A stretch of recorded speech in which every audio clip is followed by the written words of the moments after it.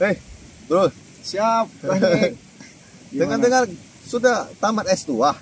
Ya, kebetulan begitu, Pak Hendrik. Oh, ya. Jadi Anda sekarang sudah S2 teologi ya? Ya, MTH ya jadi ya?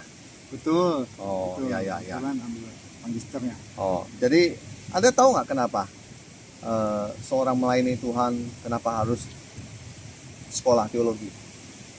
Ya, saya pikir untuk dasar pengetahuan teologianya supaya bisa lebih kuat dalam pemberitaan firman Tuhan atau melayani dalam gereja atau pengetahuan yang lain tentang untuk mengembangkan gereja dan untuk membantu pelayanan orang tersebut. Ya, benar. Tetapi saya mau bertanya sama Anda juga. Apakah menurut Anda sebuah ukuran kalau orang tidak sekolah teologi lalu dia tidak boleh melayani?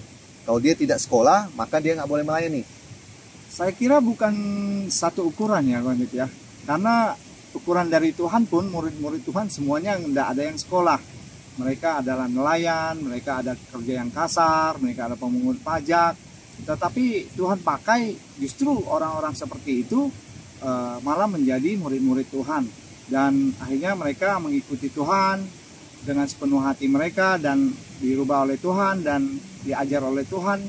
Yang penting kalau saya lihat di sini seperti juga Daud, Tuhan itu melihat hati, Ko Hendrik. Ya. Jadi memang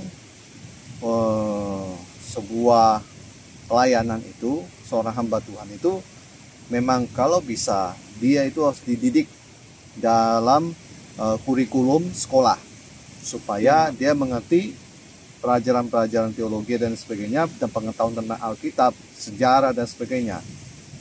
Tapi tidak menjadi sebuah ukuran. Kalau orang mau melayani, mesti kalau tidak sekolah, tidak boleh melayani. Dan harusnya dalam hal ini ada sebuah pandangan bahwa siapapun bisa melayani. Siap. Ya, siapapun bisa melayani. Nah, dan saya mau bilang begini, kalau seorang yang belum sekolah, tetapi dia punya kerinduan untuk melayani, maka harusnya dia punya rutinitas. Dia itu rajin belajar Alkitab. Dia rajin pelajari Alkitab. Yang kedua, dia bukan hanya rajin, tapi dia sering ikut yang namanya SOM, sekolah orientasi melayani atau sejenisnya. Yang ketiga, saya mau bilang kalau dia nak sekolah, dia harus dimuridkan oleh seorang hamba Tuhan. Katakan dia dimuridkan 7 tahun, 10 tahun. Saya pikir itu sudah setara dengan orang praktek PDP dan PDM. Siap. Karena PDP kan 3 tahun, PDM 7 tahun. Jadi total kalau 10 tahun sudah seharusnya sudah orang yang cukup berpengalaman. Ya.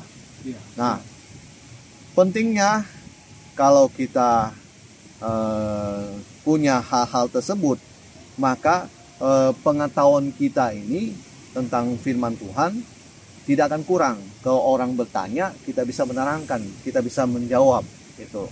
Nah, saya juga mau bilang begini, ya selain dari itu, paling penting adalah orang yang melayani ini harus sering praktek.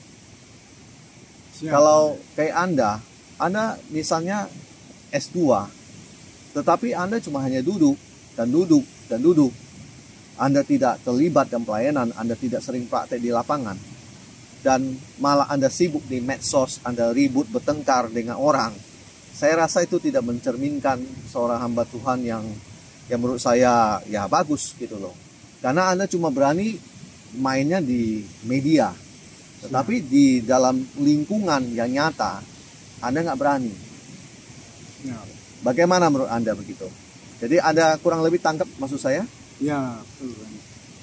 Ya, saya kira juga saya sempat mendapat dengan Ko Hendrik apa yang kita pelajari di sekolah teologi kita praktekkan dalam pelayanan, dalam kehidupan sehari-hari. Semua yang dipelajari itu untuk pengetahuan tentang kita mempelajari firman Tuhan yang seperti yang kita baca dalam Alkitab itu untuk memperlengkapi semua apa yang sudah dipelajari. Itu sesuai dengan apa? Saya setuju dengan pendapat Bang Yuri. Ya, jadi artinya kalau sudah pinter, sudah berilmu, bukan adu ilmu dengan orang di media sosial. Siap. Kalau buat saya itu tidak penting. Karena kita ini dipanggil jadi terang, kita harus menerangi, bukan sibuk bertengkar sesama terang. Siap. Karena menurut saya, ya ada hal-hal yang mungkin Tuhan punya cara untuk memakai setiap orang untuk menjadi berkat. Siap. Nah, di dalam hal ini kita menurut saya nggak penting untuk kita terlibat dalam hal-hal diskusi yang berujung dengan keributan itu. Siap. Tapi saya lebih suka kalau seorang hamba Tuhan yang sudah punya ilmu pendidikan atau apapun, dia harusnya melayani jemaat, melayani siapapun dan sebagainya di luar sana. Nah, saya percaya dengan ilmu, pengetahuan dan sebagainya, kiranya Injil makin disebarluaskan. Amin. Dan nama Tuhan dipermuliakan. Amin. Haleluya. Ya, Puji jadi Tuhan. saya tunggu kabar dari Anda lagi, apa yang nanti Anda akan kerjakan di kota Anda. Tuhan Yesus memberkati. Amin. Haleluya. Amin.